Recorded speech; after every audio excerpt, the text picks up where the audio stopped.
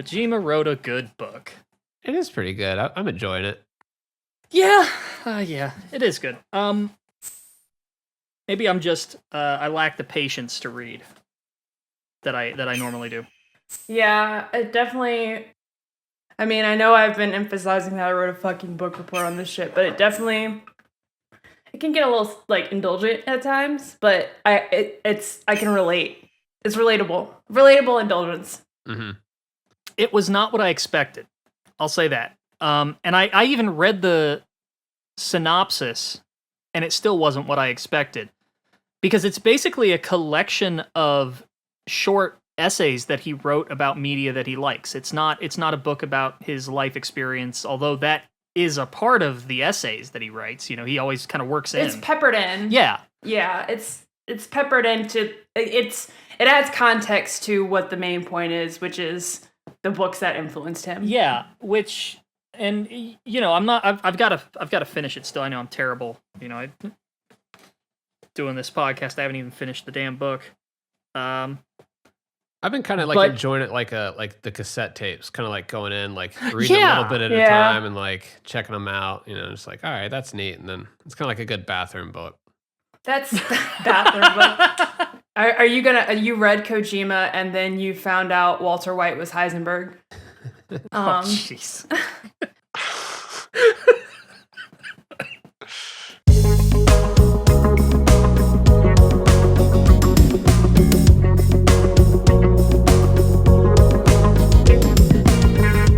Hey, I'm Fingers. Yo, it's ApacheSmash. Hey everyone, this is Days Ahead. And I'm Nitroid. You're listening to the Kojima Frequency.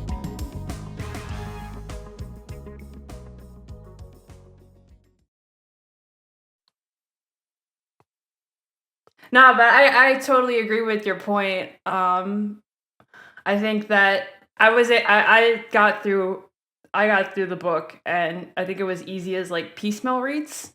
Mm-hmm. You know, throwing on like some jazz music in the background and yeah, this is the kind of book you need a drink for. And I don't mean that in a bad way. I mean, you need to like find a comfy spot, get yourself a nice drink, put on some music, and chill. And even for the folks that are like, what the fuck, this has nothing to do with Metal Gear, because you know there are going to be some of those people. You mean Kojima does stuff other than Metal Gear? Kojima has a life outside of Metal Gear? What the fuck? Surely you jest. There are Personally, bits... I was furious to find out it wasn't about Metal Gear. Just throw it down in disgust. It does mention Metal Gear Solid 4 of all. Oh, that's the best bit. Yeah. See, now you're just trying to trigger me, and it's not going to work. There are areas where he talks about, you know, moments where books influences game design. And like one of the early examples of that, and I think I mentioned it last week, was there's a book about a cat that's like Janine the cat and her relationship with the protagonist, which inspired the relationship between the boss and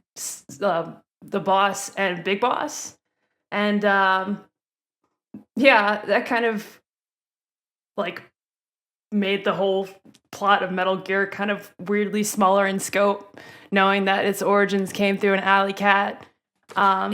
It was fascinating to hear him talk as well about how often he reads. God, I can't remember the number he said, but didn't he at one point in the book mention how many books a year he reads? Something like that? Yeah, because it got like reduced down. I used to read a lot more, and that number didn't reduce because I became like a rock star like Kojima. I just got fucking lazy. You are Mr. Popular these days, I gotta say. You know, are you gonna leave us soon and just stop answering our calls? Like, what's going on? No, never. Never? No, I'm gonna hold you to that. Absolutely not. You're doing SGDQ again. I know it's I didn't expect to get in. I'm not. I feel even weird. Like I'm like, no, it's too early in the show to talk about that. Yeah, I'm fucking excited, man. We don't need no stinking structure. Come on. Yeah, this is a big deal, man. Look, I knew MGS1 was getting in, right? Boba Skip was fucking huge news. I think most people, even people outside of Metal Gear, saw that happen and thought, oh yeah, that'll definitely get into GDQ now because it's been in before, PC and console, all bosses and any percent. So it's a very popular game as far as they're concerned, and that was huge news. I mean, you remember all the articles? It was like Eurogamer was talking about it. Like every single game journalist had an article about it.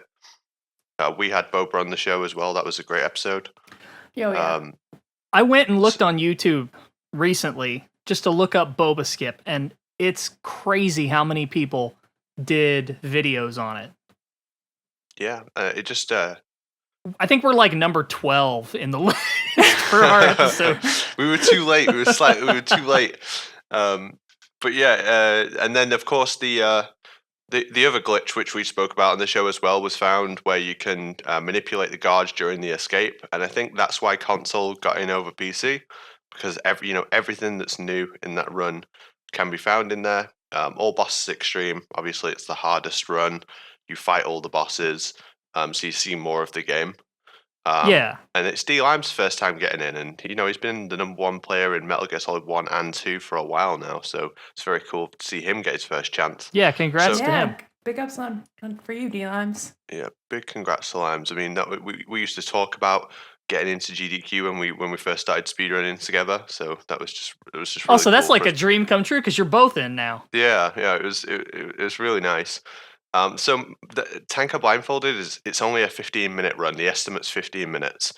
And I submitted that, and all I thought was like, I think this will get in, so I need a submission that will complement it. And I feel like it still required luck because the scheduling team had to see it as a really hype run, and they had to want to put it inside the schedule alongside this MGS1 run that I was sure was getting in. And it worked out, and I've got in twice in a row, and I feel really fortunate because a lot of people try for years and never get to do it once. And I've only submitted 3 times, and twice I've got in, so I feel really good about that. Man, I'm just gonna point out that you're playing these games literally blindfolded. That's fucking crazy. If that's not impressive enough to get you in, I don't know what else you can do, man. Yeah, you keep talking about like, oh, I hope it has hype. Like, you are the hype here. I'm gonna play it with my toes now, and just like maybe. Are you gonna play it with a fucking rock band controller? Do it. I've seen someone defeat Liquid with the Guitar Hero guitar. Would it be possible to do like a blind death run? A blind death. Do a DDR pad. We've talked about the DDR pad. Oh, I've got big dreams of doing DDR MGS1. I just need the metal dance pad.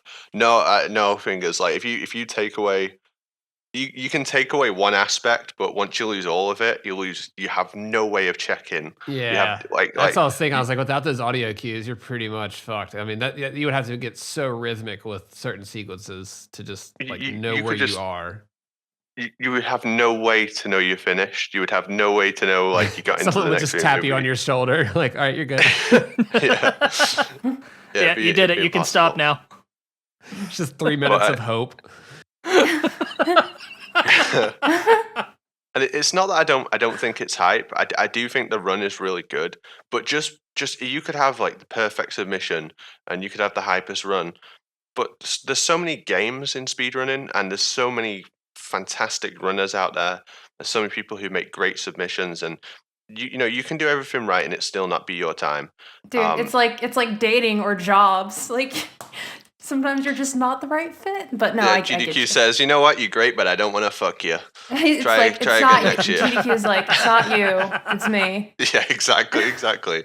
Nah. And people are coming into my Twitch, and a lot of people are supportive, but there's one negative aspect of GDQ list that I don't like. People telling you that you're lucky, and yeah, like luck does have a certain amount to do with it, but it's not just that. You can't just put anything into GDQ and then you get lucky and get in. And I don't think people mean it badly, but it just kind of sucks to read repeatedly that everything you do is down to luck. And the other thing I really they're running a charity as well, so they're doing a fundraiser, so there is that aspect to consider of, all right, we need to pick the events that we think are going to attract the most attention, which is to say the most donations. So there is a popularity element to it as well, you know? Yeah, like they don't build the hype for a run. They might try something new out every event, but they don't make a schedule of risky games. Like they want stuff like it's why Pokemon gets in every time, right? It's why Mario, Yeah. which Mario only got in with 2 games this time. So Mario got as many games as Metal Gear Solid, which is pretty cool. That's wild. Yeah, We so out here. Zelda, stuff like that. I mean, that will always get in because there's always an audience that wants to see it. Or but like I think the Super This- Metroid run with the save the animals, kill the animals thing. Yes. yeah, stuff like that. I mean, I was surprised that they didn't wait for a. They sometimes do a thing called chase games where they take games after the submissions are finished and they'll take something that wasn't out during the submission phase. So Metroid Dread would be a good example. Like they didn't do that, but I'm surprised that they didn't do that for Dread. Yeah, 'Cause- that is strange. Because Dread's already looking like a hype speedrun, right? I mean, the time's coming down for that game. I haven't followed it exactly, but I know a lot of people are running it and enjoying the hell out of that. Well, it seems like a uh, game that was built for speed running and exploitation of that sort. Yeah, even from the word go, Metroid has been like a game that benefited by speedrunning because you have to get under certain times to get like certain endings, right? Right. Or certain pictures of Samus in some cases. Yeah. I was thinking, oh God, this is terrible to say, but I was thinking about like the type of game that ends up at like the 5 a.m. slot. And it's like, I can see Unmetal being at, the 4 a.m., 5 a.m. slot. The guy's running it and the hotel lobby's empty. See, I remember I used to live near AGDQ, so I remember like the hotel and I kind of missed that. But yeah, Hey, going back to the popularity It's contest. all virtual now, right? Yeah. Yeah, I think this will be the last online one. I think it'll go back to in person after this. I mean, ESA's already gone back to in person, so their events in Sweden again. I didn't know that. They did? Wow. Yeah, Things I'm are getting planning back to go normal. that. And speaking of getting put on at like the dead o'clock, they put Metal Gear Solid 3 on at dead o'clock because I don't think Europe cares about Metal Gear like America do. Like with almost the same run, America gave me like the prime great time slot where viewers are highest, and ESA gave me 8 o'clock in the morning when the whole room was dead. There's like one guy who watched my run. Oh. I'm sorry. so I've always sorry. wanted to be that guy, but I'm also so sorry. Shout out that guy. I love that guy. You bring up something that I've wanted to kind of explore for a while, actually. And you mentioned how Europe doesn't have as big of a Metal Gear scene as America does. You'd say? Mm-hmm. I don't think so. Yeah, I've different cultural perceptions of Metal Gear has been something I've wanted to sort of explore for a while. I know at first in Japan, while Metal Gear Solid was successful, it wasn't the runaway hit that it was in the US. And I think the same can be said for the original Metal Gear, albeit the fact that we got a sort of a butchered port. It was a million seller in the US. But it wasn't so much in Japan, which is why the impetus to make Snake's Revenge, if I'm remembering right. But in the West, after MGS1, Metal Gear sort of became a cultural phenomenon. Everybody was talking about it. It was enormous. And when MGS2 was announced, it just got even larger until everybody played the game and immediately felt stupid. But as for how it was received in Europe, I've never really gotten a clear picture of that. I just sort of assumed that it was similar to how it was received in America, but you wouldn't say that's the case? I mean, I was really super young at the time, and like, as a kid, I don't remember anyone really playing it or being able to discuss it with anyone. Even 2 and 3, I don't remember having. Apart from like my one friend that I would play that game with, I don't remember anyone really knowing or talking about it. So it definitely sold over here, but I just don't think it was like the it could have been a number of things. Like, it could have been like my generation. It could have been the older generation that was playing it, who I wouldn't have really discussed with. I've never looked at raw numbers. I know it's sold well here, but It is I just sort don't of. think it was to the level. Well, so to your point, it's funny that you say that because that was my situation in high school. Like, I grew up in the boonies, and I had that one other friend that I talked to Metal Gear. I don't remember it being very popular compared to like your Madden or your Call of Duty. Or I guess at the time, Medal of Honor. Sorry, go ahead. It definitely just wasn't as popular as those other series. Like it had, I had like 2 people that also played it. Yeah, and like my cousin, and older brother played it growing up, but still, just no one was like into it. You know, just it wasn't like Halo. Yeah. People would be like, "Oh, Metal Gear, no, it's about Splinter Cell," and I'd just be like, "Oh." But that was around the MGS2 era. You know, with MGS1, that was the big phenomenon. I mean, the build up to MGS2 was huge. Yeah, but like then siphon after the filter. fact, after the fact, not so much. You know, everybody kind of fell into GTA and then Halo. But MGS2, MGS in general, was a phenomenon to the point that MGS2 released in the US before it released in Japan. Yep. Which was kind of a rare thing at the time for games made in Japan. Yeah. To its detriment, you got the beta test of the game and it sucked. Yeah.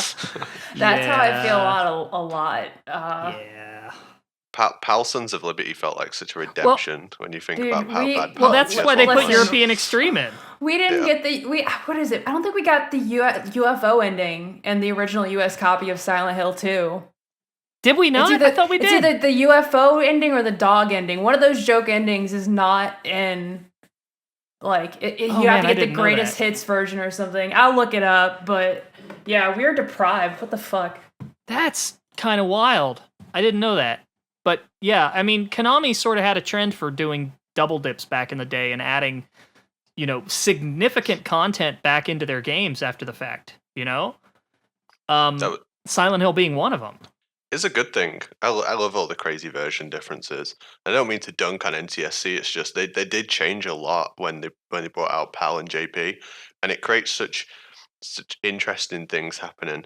And you get like really strange, janky versions as well. Like the Korean version of NTSC like has it's like the only way to play the PS2 version. And also have all the goodness of. I can't explain it. I can't explain what I mean. I get what you mean. I just woke up, by the way. I'm like struggling the best pre-substance version that isn't PAL is what is this weird Korean version that you could well, I mean, we had it a while ago when we were trying to get a copy of it, right? It's like it's like quite rare. But a copy of it does exist now. It has the best version of the box art. Let's just be clear about that.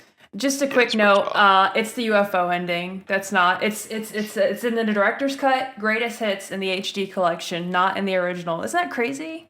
That is. I had no idea. That kind of blows my mind. And it's so important to Silent Hill. Right. Yeah. But to another point, if the PC version of Silent Hill 4 is actually the PAL version.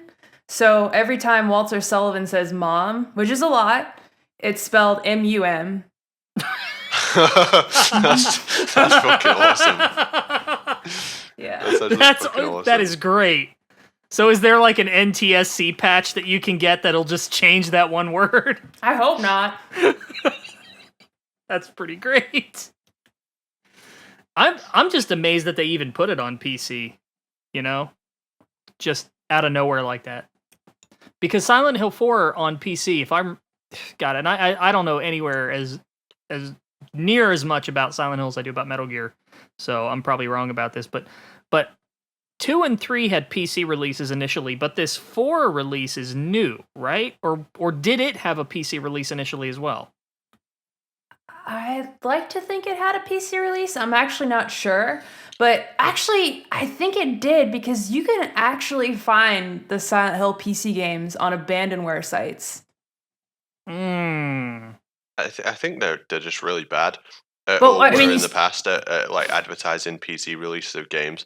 I honestly didn't know the PC version of MGS2 existed until like 3 years ago. I just straight up didn't. I didn't know about it.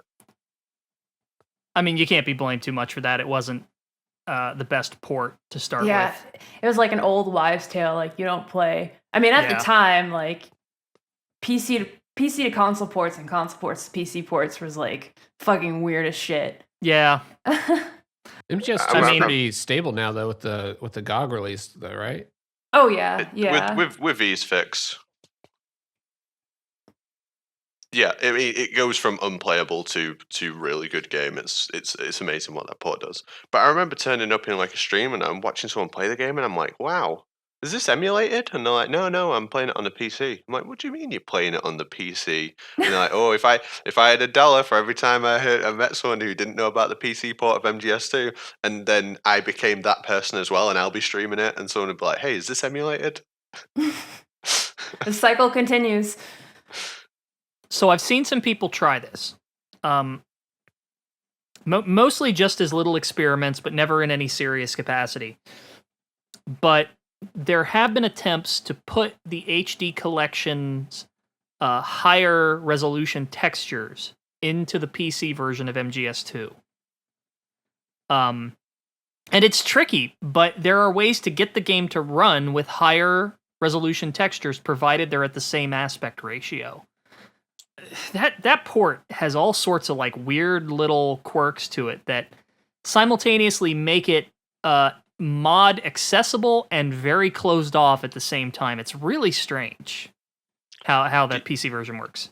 Now that you've looked into the mod, do you feel like you're just missing a lot of the programs and tools that they would have had access to, which will allow you to access the game in a more user-friendly way? I mean, yeah, they definitely. So I don't know what they used to make the models for MGS2. It could have been an in-house tool. It probably wasn't. It might have been soft image. Honestly, I think they used that. I know they used that for MGS4. I'm not sure what they used for 3 and 2. If anybody knows, please comment and or send me a message or something, because I would really like to know more about the tools they used to develop it. But I know in a lot of instances they had to basically build the tools that they used to make the game they wanted to make, which is, part of, we've talked about it before, this is part of why game development in the early days was so difficult, because of just how much work it took to not only build your engine, but build the tools that you need to make the things to work in your engine, And nowadays it's just, let me get Unity for free. Let me get Blender for free. Let me get Krita or Paint.net or GIMP for free. You've got all the tools you need to make a game free. You can just start. It's very, it's somewhat analogous to when people started making, their own short little indie films with their, cheap video cameras. We're sort of entering, I'd say we're knee deep in the era of being able to do that with games now. But back then, yeah, I mean, it's, God, I don't want to try to speak with any authority on how MGS2 is built, because yes, I've been modding stuff in it, but I understand so little about how it works that, man, I'm just sort of going in circles trying to explain it. I don't know. You've made some pretty impressive progress so far. Right? Yeah. Some of it's pretty fucking funny too. Well, I'm just learning what they did, and I'm trying to figure out okay, I don't want to take credit for figuring out a lot of this stuff, because I have asked a hell of a lot of questions to the MGS modding community, and I have actually started to get some feedback too on the things I'm trying to accomplish.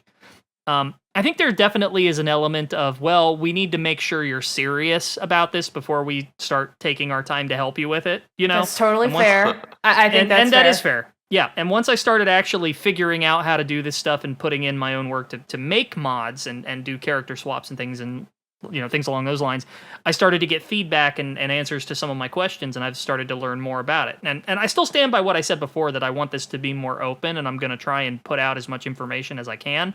But I have been getting a lot of help. So yeah, I mean, God, I know we were going to talk about this today, and people were even asking questions about it. But where do you want to start? It's the perfect timing because you know what's coming up. November 13th. It's the 20th anniversary of Metal Gear Solid 2. Oh God, I feel so old. I know, we're old as shit. Congratulations, remember- you're old. Yeah, dude, I remember the night that I first played that game. I remember buying it and taking it home and trying to like stay awake to play through it, and just like I remember the room I was in. Yeah. Like that game has had such an enormous impact on me personally.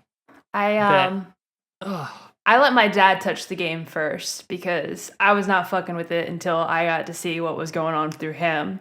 And I'll never forget us in our the basement of the house. And my mom's friend brought her new husband, and he was just getting to know us. And my dad was getting to the like right before Arsenal gear. And the dude was like, he walked in and he's like, "Hi, you know, my name is so and so. Nice to meet you." And he's like, "Hey, my name is Pete." And he's like, "Whoa, is this new PlayStation 2?" And he's like, "Yeah." And he's like, "Whoa, look at those graphics." And I'd like to get my hands on that game. Yeah, and like so they're just looking, and it's you know, you're saving Emma, and then, or not saving Emma, the opposite. And then you know, the whole dramatic thing happens, and then of course, like, you know, Olga comes down and then like knocks out Raiden, and then her and Snake fuck off, and like shit got weird. And the whole room just got really quiet. It was me sitting in the corner, my dad trying to figure out what's going on with this butt-naked blonde man, and this man that we just met like 10 minutes ago. And all I remember is him saying like, "So yeah, these graphics are good." God, you can really see the dimples in Raiden's ass. Oh man. And I'm not like, yeah, I mean, not a lot of people got, yeah, sorry. No, we all felt that way. No, it was the most surreal thing ever. Yeah, I just remember being like 4 a.m. And I'd stayed over at a buddy's house. We were playing, and I just felt like I was like pretty much hallucinating at that point, and we were like going through the kernel AI. You know, like we were just like that tired, where it was very effective on us. Where we're like, "What the fuck is happening, dude? Like, am I tripping right now?" Like it was. I mean, how many people actually turned their consoles off? Let's be honest. We didn't do that, but we were close. very suggestive. Like at that point, we were just like, "Whoa, what's happening right now?" Yeah, I remember me and my friend looking at each other like, maybe we should turn it off. We have been playing the game a long time because we've been playing it all fucking day. Like, we thought it was like some inbuilt shit. It's perfect because it's like your constant need to get more answers. They're finally calling you out for it. Everybody kind of looks back on that game and considers it genius now, but not many people seem to remember that at the time, that was kind of hated. I wasn't part of that. Like we like me and my buddy that had played through it, you know, we were just both like, "Whoa, that was dope." Like there wasn't too much of the Raiden hate. We were just kind of like, "Oh, okay, he controls exactly like Snake. Okay, what's the difference?" And that's where I was. Yeah, like, okay, yeah. I mean, you just kind of have to keep on keeping on. That's how me and my dad took it. Yeah, he does a cartwheel instead of a flip. Great, got it. and like as somebody at that age, I don't even remember how old I was. I think it was like a teenager or something. God, it's 20 years, Ryan. Do math. 8th grade for me. So, yeah. I was 10. But I gravitated towards any sort of media that was sort of like diving into these abstract concepts. And so when MGS2 did that, I was like, "Oh, I need to understand everything about what this game is saying because it is so over my head that like I don't even know what to make of it, right?" And like meanwhile, everybody else was bitching about, you know, playing as Raiden instead of Snake and getting this super preachy ending, and I'm just like, what does it all mean? I got the exact same feeling on completing MGS2 that I did after the first time I saw the first Matrix film. Oh, yeah. Like, I don't understand, but I love everything that I've just seen. Yeah. And I mean, to some degree, everyone's spent the past 20 years trying to deconstruct a deconstruction, in a sense. I was a child, but I had no idea what was going on. But at the end, you know, when Raiden threw his dog tags that, you know, had this little girl's name on him, who was 9 years old, I felt a little uplifted. I guess some people are pissed off because they didn't Yeah, get answers. Yeah, but it was an uplifting ending, you know? It put the control back in your hands at the end. It put it back in Raiden's and it put it back in yours. And a lot of people didn't quite get that at the time. I mean, don't get it twisted. I was 9 years old. I didn't get it either, but it was almost like Snake telling me like, "Hey, did you enjoy the show?" And I'm like, you "Yeah, got this. Yeah, I think Life's I did, cool. sir." Yeah. Fucking didn't get it then. I don't get it now. Like, just don't take me back to the scary part, Snake. Like I remember, it straight up Ferris Bueller's the audience and is like, life goes by fast. If you don't stop and look around once in a while, you could miss it. That's Snake, and then Cameron is Raiden. Which plays into those theories that Ferris... Salad Snake, you're my hero. Well, it plays into those theories that Ferris is Cameron's imagination. Oh, I've never heard that theory. Yeah, it's Ferris Bueller's. Ferris Bueller is the representation of is an imaginary representation of the person that Cameron wants to be. Who that is somebody who doesn't give a fuck and can stand up to authority like his father. Holy shit! That's like those. Rugrats have been dead the whole time theory. Yeah, I was gonna say it's don't like get me Fight wrong. Club, but all right, we'll go with the Rugrats. I don't know. I'm ambivalent. I'm ambivalent about the theory, but it's out there. Yeah, I'm not sure if I buy that one. That's a good theory, though. I like that. So yeah, like Apache, y'all are doing something. Going back to you and D-Limes, y'all are doing something for the anniversary too. Yeah, we're doing Metal Gear Speedrun is doing an absolutely huge event for the 20th anniversary of Metal Gear and of Metal Gear Solid 2. Metal Gear is much older, obviously. The channel is like going for partners, so we've put an application in, and we have planned for like probably a year and a half to do this event. So we're having like a huge speedrun marathon, starting on the Friday and ending on the Sunday. And the rules for submitting were you could submit Metal Gear Solid 2, any Metal Gear game, and you could also submit any game that came out in 2001. So there's quite a few interesting titles in there, and I reached out to a couple of friends to come and do runs for it as well. I'm hoping to be doing something a bit mysterious on the Friday night, so definitely come check out the schedule though. We've got like so many MGS2 runs, like every kind of MGS2 run that's going popular at this time. We have them in. We have like El Clasico European Extreme Race. Me and a girl called the Lightning Strikes, we're doing the Tanker Blindfolded as a race. There's a lot of cool runs in there. I'm doing MGS Free Tuxedo as well, so I'm really excited for it. Hey, I'm probably not gonna get as many hits, but I'm probably gonna be streaming MGS2 on the 13th as well. With a twist. With a twist, yeah. For a special reason. A certain spectacled character may show up on the stream. God, the Fatman mod, man. I'm probably not going to have that ready for a while because that has a lot of issues that I did not expect. And you can beat the tanker. That is a fact. You can beat the tanker with Fatman's animations loaded in. But the plant is another matter, and I don't know if that one's going to be doable without some cheating, let's say. I've been. You can cheat to solve all your issues, right? You can just use the trainer, and you can get through any obstacle that gets in your way. But it kind of does take a little bit away from it if you do that. Yeah, and I was hoping I could do it pure because the whole idea behind the whole Fatman mod thing, which, okay, if you're listening in and you don't know what I'm talking about, I've been working on 2 mods for MGS2 in parallel here. One of them is sort of a 20th anniversary mod, let's say, where you get to play as a certain guy in a suit who may have had a semi-viral social media account recently, let's say. And there's going to be all sorts of little fun Easter eggs in there that I'd like to put in, and that's going to be more of a community project, and I'm going to probably do that on the 13th. But the other one is playing as Fatman through the game from beginning to end. And I don't just mean looking like Fatman. I mean, you have his, for the most part, movement mechanics in place. So he's skating around like a madman.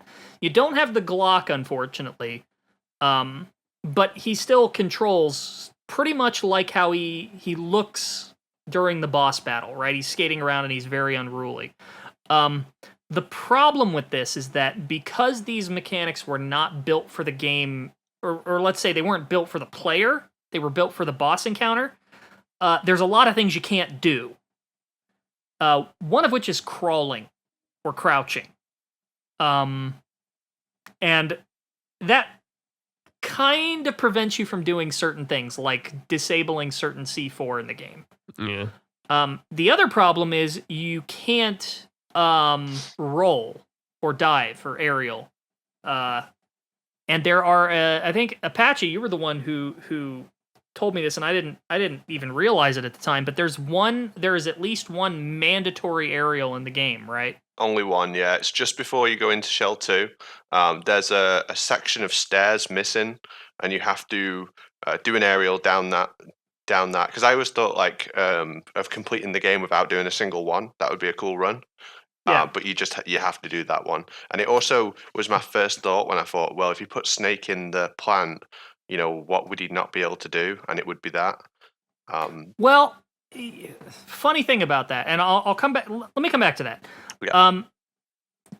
Because of how Fatman works, it's actually two aerials.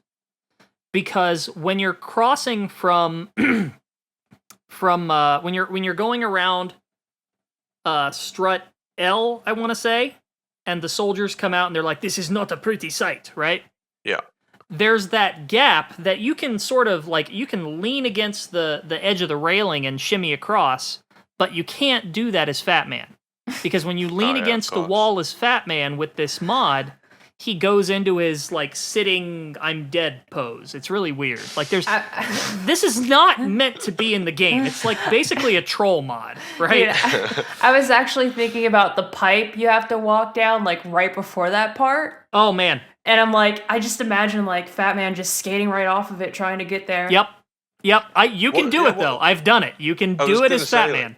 I was going to say, what does he do? We call that section Leap of Faith, and we go on the left, and we aerial and land on the... we aerial at the last possible moment of the ramp on the left, and we basically don't go on the pipe, we go on the left. You're right. But I was just imagining him just skating at full speed and flying off it. Fucking a sick grind, bro. As far as I know, the only way to make it across is to grab onto the bar that's hanging over the pipe and shimmy across it that way. That works. But then once you get to that first gap, you're done. And I don't know about the other one because you can't aerial, you can't move while leaning. So there's technically going to be 3 spots you can't get through. Not to mention the C4 on the Harrier, which you have to crawl under to get. Yeah. So I don't know. Maybe I'm gonna put the mod out at some point once I get it working fully. The model loads and the animations load throughout the whole game, and then I'll let the speedrunning community kind of have at it and see if they can figure something out. But for the time being, it's kind of stuck until I figure out some issues. But the other one, the 20th anniversary mod, that I'm gonna have running on the 13th, at least in a semi-finished state. So, come check it out if you're curious. And eventually, I'm gonna put all this stuff out. I'd like to make a tutorial at some point to explain how all this works and sort of enable everybody to start doing their own texture mods and character swaps and text edits and all these things. And I'm still learning as I go, so it's going to be a while. But, drop by on Twitch, MG Nitroid, on the 13th, and I'll show you some of what I've been working on. Looking forward to it. Yeah, it's really exciting. So hey, we got some Q&A this week. We got a lot of Q&A this week. What do you mean? Holy fucking shit, we got Q&A. Holy It's fucking awesome. Q&A. And a lot of it was from the Metal Gear D account, asking about mod stuff. I knew this person was detail oriented. So when I was transcribing the questions, I was like, God damn. Because I mean, this guy is already like a legend to us just for the efforts that he's taking. Love you, dude. And now he's this interested in us. No, not us, but you in particular, Nitroid. Well, before we get into the rest of the Q&A, I want to answer his questions since they're very specific to modding. Okay, so first question. Lightning round. We will do a lightning round. We will do a lightning round, but this one I'm going to try and get through all these questions. Yeah, seriously. Do other characters like enemy soldiers, bosses, the Emmerichs, or Peter still have animations for slipping on seagull poop? Important questions. These are the questions. I do not know, but probably not. Fatman does not slip on bird poop. For the most part, the animations override the base player animations. And sometimes they overwrite in weird ways that you might not expect. So, like, Fatman himself doesn't have animations for flipping over railings, but I can still do it, and it just defaults to Raiden's animations. But for weird things, like if you put in Snake's animations for Raiden, he'll do Snake's roll, but the game will still perceive it as Raiden's aerial. And so even though you're doing Snake's dive roll, you can go downstairs and recover easily. Like, it doesn't make you, like, trip up like you would during the tanker. So, like, there's weird effects there, but I would, based on the experience I have with these animations, I would say no, but I haven't experimented with them quite yet. So I don't know for sure. Probably not. Second question. During the big shell portion of MGS2, there's a part where there's a manipulated video of Solid Snake running away from multiple explosions on the tanker. Can that footage be pulled from the PC? Well, yes and no. The footage is FMV. It's pre-recorded. It's not in-engine. Yes, I can extract that video. That's very easy to do. In fact, I can actually replace videos in the game with my own stuff, which is something you'll see in the mod. I've had some fun. Yeah, I'm gonna do something else, but one of the experiments I did was putting in the Tim and Eric Celery Man video over top of the girl that shows up in your radar when you're in Arsenal gear. Dude, every fucking Tim and Eric reference I see in there, I'm gonna die. And that just, I mean, that felt like it fit in MGS2. I can pull that FMV out. You put it when Ryan was naked. Nude and it was like, Tane. Oh God. I'm okay. Like, that would be more appropriate. But yes, I can pull that footage out. But if you're asking if I can recover, like, the actual scene, like, in engine, no, because that was sort of like pre-made for those trailers. It's not actually in the game. You know, that was one of those changes that they made early on when they just, sort of determined, like, oh, this whole escape from the tanker idea is sort of boring. Like they play tested it, and just had you run away from the sinking tankers, like explosions were going off and water was rushing in, and they said it was just like, oh, you run and if you mess up you die. It was boring, so we took it out. Yeah, I had a buddy that like remembered like playing that. Like he like, well, your buddy's wrong. Played it. That's what I'm saying. I was like, nah, man, I think that was taken out. It's like, nah, man, I remember it. Like I was like running away from the water, and I was like, yeah, I think you saw that. It's like, nah, man, I remember. Some Mandela effect stuff. I was thinking that. Yeah, it's from a different universe, man. You might want to have a talk. Third question: can Fortune's railgun be obtained through modding? If it can, it's out of my ability. That is something where you're going to be diving into the GCL or the game's scripts. The game has its own unique scripting language that hasn't quite been fully reverse engineered yet. There are samples of it that you can see in the document of Metal Gear Solid 2 if you're curious, and there are people who have started to kind of poke around with it, but it requires a level of technical knowledge that I lack. So the answer is maybe, but I don't know enough to say for sure. If so, it's not going to be easy. And the last question is, can the name of soldiers' dog tags be changed? And the answer is yes, tentatively, but I'm actually trying to do something with that, but I haven't quite figured it out yet. But maybe leaning towards yes.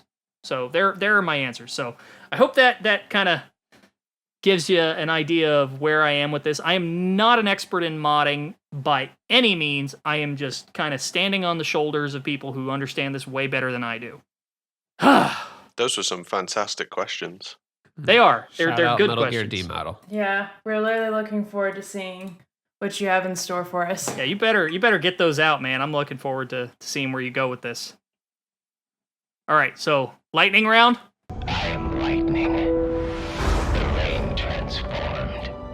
Oh my god, how do we even do Guess this? just answer if you want to. If you don't Yeah, have an okay, answer, so- you can just say pass.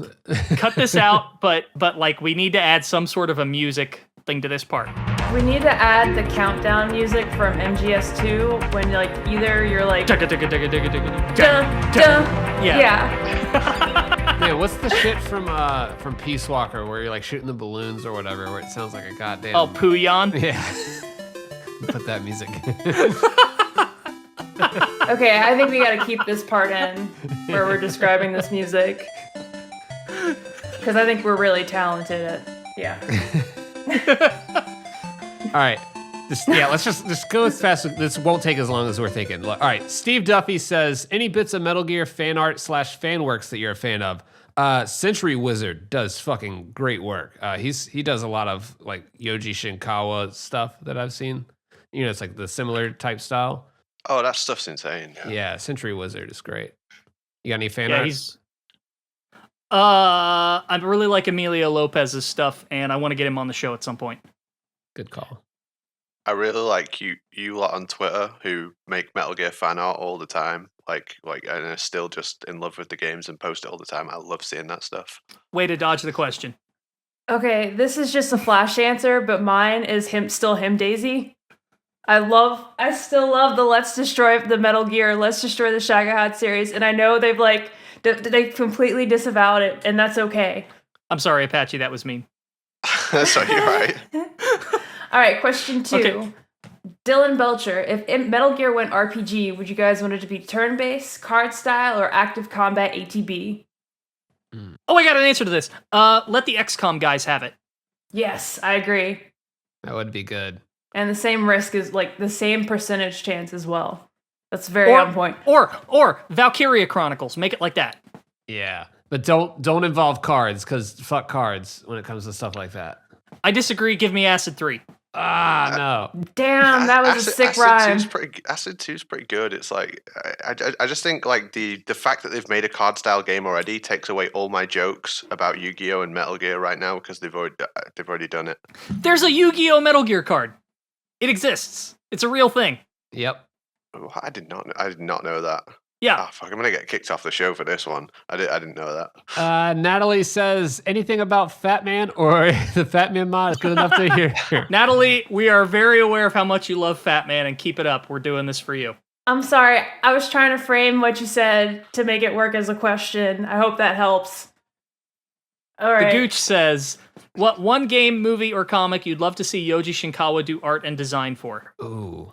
Spawn in the Demon's Hand. Oh my god. Shit, man. Spawn. I mean, I would just love to see Yoji do like a full comic. Any of the comics, just do a full one himself. Do all the art for it. Same vein. I want to see him do Hellboy. I want to see him do The Expanse. Oh god, that's even better. Spawn and yeah, your answers are both better than mine. Can Jeez. you? Oh my god, I want to see him do like versions of the Belters. With all their like belts, with all their belts and their spacesuits and their like weird lanky bodies. Do some kind of like Blade Runner series or something too. That'd be pretty cool. All right, we're not going fast enough. Plywood, what's your favorite game of the 2010s? Toss up between Persona 5 and Nier Automata. Somebody's gonna hate me for saying this, but I can't think of anything other than Undertale. That's a good answer. Is that the whole decade? World of Warcraft The Legion? whole decade? Or do you mean like 2010 specifically? Well, see, here's the problem: is 2010 is when Cataclysm starts, so it's like, It's gotta be Legion for me. oh yeah. I don't even know what came out in 2010. I'm gonna Google it real quick. Do we have like 10 seconds left? Yeah. It's the 2010s, so the whole decade from 2010 to 2020. I mean, Metal Gear Solid V, the Phantom Pain happened, and the Ground Zeroes Fallout happened in New that. Vegas. Yeah. Nobody's going to say MGSV. Nobody had a good time with MGSV. I liked it, but I figured it was a little obvious. I'm just trying. Some of us are Metal Gear fans in this fuck. It's hard. Those are all. I know. Okay, That is hard to nail a whole decade. Jesus. Lars the Dude Herbert asks, we've had enough of remake rumors. What would be a Kojima game you'd like to see as a demake, and how? Still hopeful for the Death Stranding Atari 2600 port. A demake. I would like to see them demake Metal Gear Solid 4, except take out the story. Sorry. I'm sorry. I apologize for that answer. Make a 2D Metal Gear again, honestly. Yeah, imagine like Ground Zero's 2D. Wait, that's like Unmetal pretty much, I guess. Yeah. I would like to see a Zone of the Enders shmup, like a 2D shmup Zone of the Enders. Oh god, that's a good answer. Yo, that'd be sick. That would be so good. Shit. That is a fantastic answer. Yeah, you won that one. Jesus. Yeah, that's Ding, my ding, answer ding. as well. Lulsalid asks, what's an underrated game from the PS3/360 era? Yo, Ninja Blade. That's one of my favorite 360 games. You punch a fucking like a construction like wrecking ball into a spider, and it like lands into a skyscraper, and that kills it. It's pretty great. It's like the Metal Gear Rising of like that era. Came out in like 2009, so that's why it wasn't on my 2010 favorites. I'm going to say a very surprising answer, and that's I'm going to say a horror game. It's called Condemned 2. It had one of the best multiplayers. Like, the combat was nuts. It was so good in multiplayer. I'm going to say Dark Sector, which was one of the early games by the same team that made oh god, what's it called? Warframe. And that was sort of their first game with that engine. And you play as sort of like this brooding guy with a like a throwable blade, and it's really unique. That or Folklore. That was an interesting one. I think the fun thing about doing these underrated games is like we'll have rarely heard the other person's underrated game, so because it's underrated, we didn't play it. Like, I haven't played any of your guys' games. Sorry. Yeah, I had an answer, but I realized it was from the PS4 era, so I feel like an idiot right now. So I'm gonna pass. While we're trying to figure this out, watch this shit. Here, I'm gonna post this in the. All right, let me click over.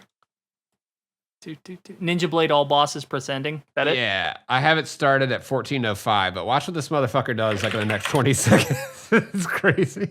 What is this? I've never even heard of this. It's kind of like Metal Gear Rising. Like it's just like a beat 'em up, slash 'em up type action game. Yeah, Why is he fighting Michael Crichton's The Sphere? right around 14:22. No, that's what he uses to fight. Oh, it's a wrecking ball. Whoa, That's what I'm saying. That's amazing! He cuts the ball loose and then slams it against the goddamn Please fly in front spider. of the moon. Please fly in front of it. Yes, it covers the moon. This way, This it gets is better. fucking crazy. All right, I know what I need to check out later. Yeah, dude, Ninja Blade's dope as shit. That's the first boss. That's how you start a fucking game. Whoa. I mean, that's what was great about Metal Gear Rising is I your was about first to say, boss this is gives me- freaking Ray. It gives me MGS Rising energy right here. 100%. That game was great. That's great. Oh, it's FromSoft, right? It's the Is guy- it? Yeah, apparently it's FromSoft. Like someone put. Oh, well, would you damn. believe this is the same guys who made Dark Souls? Yeah. Fingers ahead of the curve. That's the only FromSoft game Is I this the fucking Dark like. Souls hack and slash game? Yeah, it is. It's just fun action. Like, and you can like change your swords and do different fighting styles. Like, it's kind of not Devil May Cry-ish, but it's it's more fun. And Yeah, like, I'm gonna more try this out arcadey. later. Like, yeah. That's sick.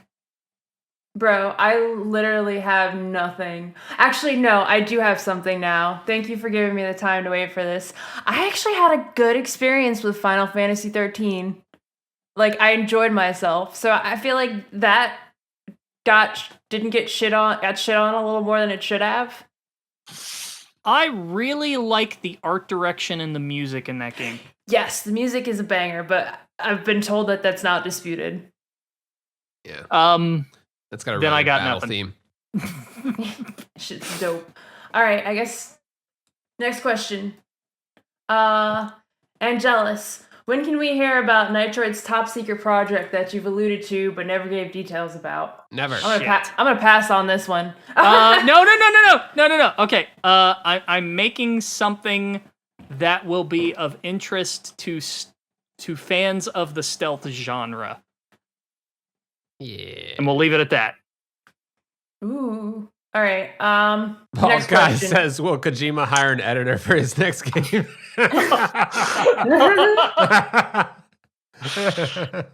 How dare you, sir? Next question. 8-Ball says, unsure. Please roll again. Please shake again. Lenny Not Dead, Real Turtle Power in parentheses, says, what are your thoughts on Death Stranding DC? Oh, this is related to the past question. Send me a PS5 and I'll tell you. Right? Same here. I like the racing. And the second question is, and do you want a Death Stranding 2? Kinda. I mean, go ahead, sorry. Well, Kojima's always been a developer who really sort of stumbles around the first time with a new idea, and then once he gets to the second go and he figures out, okay, this worked and this didn't work, you get something a lot more refined and streamlined and much more impressive on his next go around. So, like examples of this would be, and I guess you could say this less for Kojima specifically and more for his team.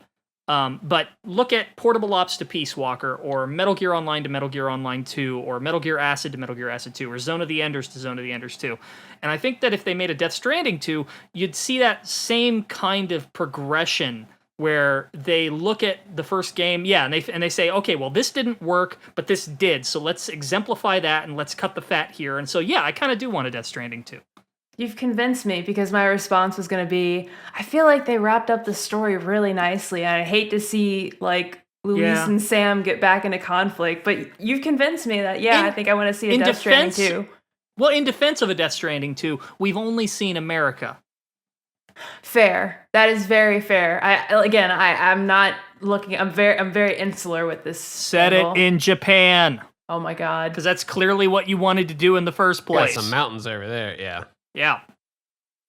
All right. For me though, like, who want it. I would rather him work on another one. You know, I'm good on Death Stranding. I would rather, like, if he only has a certain amount of time to work on projects, would you want it to be on Death Stranding 2 or like something new? And that's, I think for me, I think I would rather take the new IP. I think Death Stranding did its job and you know. It seems like Death Stranding 2 is what's going to happen though. That is, there has been whispers in the wind, but let's move on to the next question, I guess. All right. Angelus says, what seems to be the success of Resident Evil 4 VR, how would you feel about a VR remake of the PS1, PS2 era MGS game? Which one would you pick? What kind of immersive features would you like to see? I would hate it. None of them. I would hate it. Give it me. I haven't done any VR stuff at all yet. Like, I just haven't even put on a headset. So I don't know. I think, like, I can barely play it for an hour, dude, man. Come over and I'll show you my, I have a headset. Yeah, like walking around and like Shadow Moses would be neat, but like I can't imagine like running around like wearing VR, like playing any of those games functionally like that, really. I don't know. Yeah. Metal Gear sort of emphasizes VR. I feel like the most effective VR is something that's more framed to like action and activity. And I feel like Metal Gear requires a lot of subtlety and movement that can't really be translated well when you have to have this extra layer of like protection for the viewer. I full disclosure, I was playing Phasmophobia in VR and I played too long and I had to throw up. Oh Jesus! Yeah, it was pretty bad. It came out of nowhere too. Well, that's the thing about VR too. Oh God, I'm so sorry. VR, ironically, doesn't seem to give you a lot of situational awareness either. But like that's why it lends itself so well to horror games. Like I had a great time with Resident Evil 7 in VR. I waited to play it until I could play it in VR, and it was a blast. Yeah. Well, and don't get me wrong, like when I wasn't sick, Phasmophobia was great. Like I was cowering in a corner because I dropped my flashlight. And that was really awesome. But like, but yeah, it's more stressful than fun a lot of the time. yeah. Gosh, I'm trying to make this work for the sake of the question. And I don't know if I can. On the other hand, after seeing Resident Evil 4 VR, I watched quite a few different people play it actually. I think you could make 3 work in it. I really do think you could have MGS3 in it and it'd be really enjoyable. You would play it more of a shooter than you do probably going through the game now, but I think it could have enjoyable moments. And as for what features would be cool, I think VR would be funny in VR because it would be like that joke in The Simpsons where it's like VR gardening, and then the next person's doing VR gardening. Yeah, like a shooting gallery or something like that, and like VR, like that would be dope. Like that would be, something cool where it's just like shooting. Oh my god. Just like the aesthetic of the VR would look cool. Literally, oh man. Yeah, okay, now I'm convinced. But wouldn't that like fly in the face of like those early MGS4 trailers that were like, FPS? Nah, this is MGS. Yeah. Yeah, but I don't know. It would probably sell and it'd be a bit funky. So Yeah. I'm not totally opposed to it. I'm not desperate. I don't want it. Like I'm not being like, oh, please make this tomorrow. But if they made it, I'd be interested to check it out. Sure. I feel like this question was, it's less about let's see. I think I took it more as a challenge than a question of demand. I don't know. I guess. I mean, if you put Metal Gear's name on anything, I'm one of those guys that's gonna try it regardless. I mean, I'm in too deep. There's no escaping. You think about trying on one of those sweaters, even. I can't look. I really do want one of those sweaters. Like, not at $75 though. Yeah. No, and with $15 shipping. Yeah. Like that, I would have worn that on Christmas. I absolutely would have worn that on Christmas. But they gave Cheryl a Robbie the Rabbit ugly sweater in Dead by Daylight. So I kind of wanted to emulate that, but I don't know if I want to like $75 emulate that. Like I got Christmas gifts to buy. I saw a tweet earlier that was, we're learning who is rich in the Metal Gear community by who is or isn't buying the sweater. I would like it as a gift, but no, I will not. Yeah, Konami, if you want to send one to like each of us, then we're not going to say no. Take 'em. Yeah, I'll wear them during streams and all that. I'll sell out. Yeah, I'm trying to stream Silent Hill, so. I'm more of a duck purist, if I'm honest. I'm not really bothered about the sweater. And I struggle to see where it says like Armani or like I don't see the fair at $75. I'm sorry. I'm waiting for Kojima to do something with Armani. Just give it time. It could happen. Dude, it could. I see it happening. I still want his grandma like shade clippers for his glasses. That's high fashion for me. All right, going on. Mr. Kojima, I love you, but please, somebody needs to tell you how stupid that looks. I liked it, Mr. Kojima. It looked very convenient. Moving on. Mr. Not Popsicle, Mr. Anti-Peeler, I guess, says, when are you going to acknowledge MGS5 as the best game in the franchise? I mean, MGSV is pretty... it's pretty damn good gameplay-wise. I will say it's very fluid, but it's not my personal favorite of all. When someone writes a college thesis about it. Yeah. We love you, Popsicle. I know this isn't from Popsicle, but because this is not Popsicle, but I loved it. I sunk over 300 hours in it in my first game file, so yeah, I played it a lot. It was a time. Oliver Jaw asks, who's been on the show? Yeah, and is a good friend. What do you say to people who keep insisting that MGSV is an unfinished game, despite evidence to the contrary? I tell them to listen to episode 5 of this show when we went over this. No, that's a good answer. or to read that Snake Soup article that cites all of its arguments. Yeah, we Dude, have did gone you over this, see- and if you're still, Did you see? Oh, sorry. Go ahead. I was just saying, if you're still in the camp that you're like, well, what about? Then you just like have decided to make up your mind that it's unfinished, and there's nothing we can really say to change your mind at that point. I think so. It's just, Did you see that Snake Soup posted an article? I don't want to like spoil it, but Yes, it's it was very great. relevant. It was Yes, it was fucking excellent. I really enjoyed don't it. remake games, re-release them, and it broke down why, and it was great. Yeah, it was genuinely just it was really funny to read, and the message was spot on. I enjoyed it a lot. As for that question, when will people stop saying that MGS5 is an unfinished game? I went to the convention of Metal Gear Solid 5 is an unfinished game believers, and I noticed all the same people there were all the people that thought that Abandoned was a Kojima game, and all the other it's like the tinfoil hat wearing people of the community. It's all the same people. Yeah, where are those be guys game now? over, motherfucker. It's literally it's all the same people. Look, Like a whole man. flat earther part of our community. That's I will say this before we go too hard on the never be game over crowd. Even they were looking at Abandoned like, guys, come on. yeah. Like, even that was a bridge too far for them. All right, and then here's the last question, which I love this one because, like, full disclosure, when I saw Lord Emmerich reply to us, I was like, okay, this shit is going to be really deep, and I'm not going to be able to answer it. And then I look and it's, who is your least favorite Metal Gear character? I'm gonna say Volgan because he's a jerk. This is the hardest question on the list. Can I say 4 of them?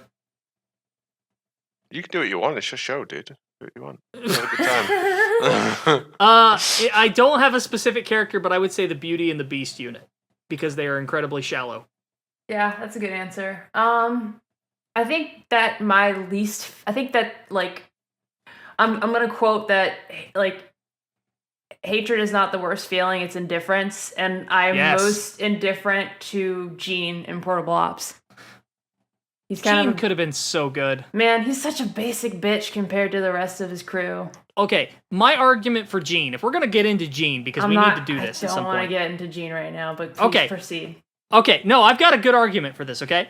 It's Gene's whole thing was that he had this incredible supernatural voice that was so charismatic and so powerful that he could That was convince compared to anyone. the big, like he was like sorry, He was going crazy. supernaturally charismatic, right? It was pretty much Yeah. like the people from Dune that would just like, And then you cast Steve Blum, yeah. who is the most, like, no discredit to Steve Blum. He's a great voice actor, but he's also like right up there with like Nolan North, where you hear him in everything, and Troy Baker, where you hear him in everything, and like you can immediately pick out these actors. And if you want to have this like incredibly charismatic voice, you need to pick someone who you're not familiar with. And like when I first heard him, I was like, you know who would have been great for this role? David Warner, who played I'm trying to think of the easiest example to point to. If you've ever seen the original Tron movie, do you remember the villain from that? Yeah, I watched it the Derringer? other day. Or the Master Control Program? Like, his voice as Gene would have been perfect. Like, at least give the dude a British accent, right?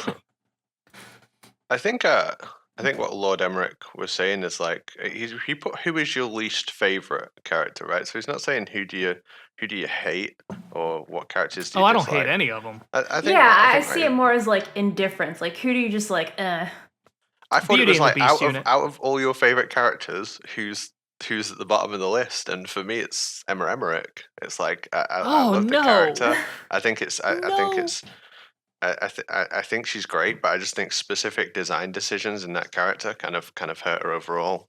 Dude, Like, dude, you sound like You're you're hurting like me. turning her down. Like, look, you're a great person. Like, No, I think you're she's a good last on my person. list of favorite characters. So but you're just not designed for me. She is kind of a bad person. I mean, let's be honest. She's not a good person. she's so like, yes, she's really self-important. she can be annoying at parts of the game, but you can forgive that because she's kind of supposed to be. I feel like you're supposed to be neurotic. antagonized throughout that game. Right. Yeah, and I really like that line that they took out that you told me about Nitroid. I wish they'd left that in about the eating a ration line. Oh, I really right. wish that had been kept in. What is this line again? Refresh me. Nitroid would be able to explain it better than I can. So I don't remember the specifics off the top of my head, but the idea was that if she took damage, she could eat a ration to recover her health, and if you call her on the codec, she gives this.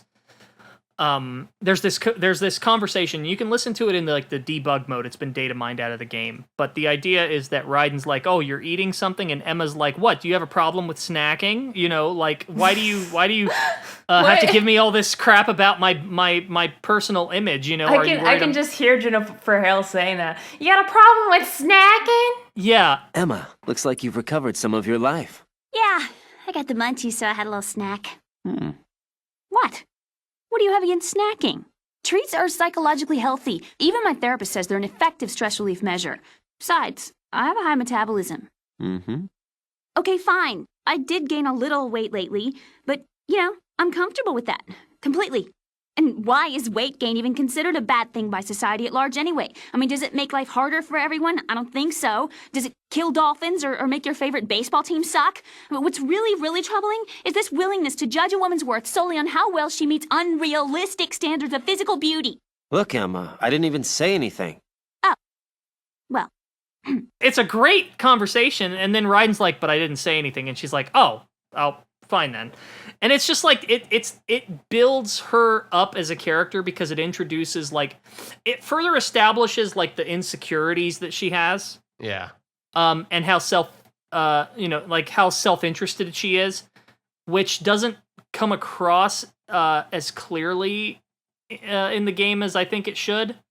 There's actually several aspects of Emma that don't come across very well in the US version. The relationship between Raiden and Emma in the Japanese dub is far more flirtatious than it is in the US dub, and that kind of gets lost.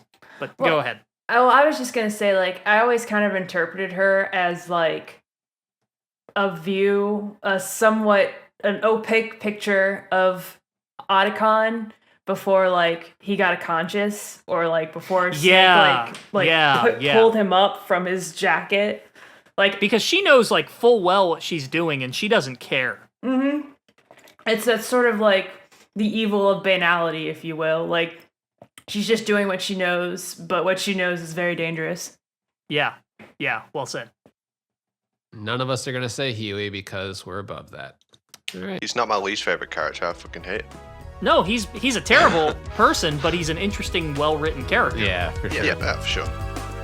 I'm definitely not indifferent about that motherfucker. Yeah. Well, I think if you read into a bit deeper, he's the true hero of the series. Oh, shut up. Cancelled.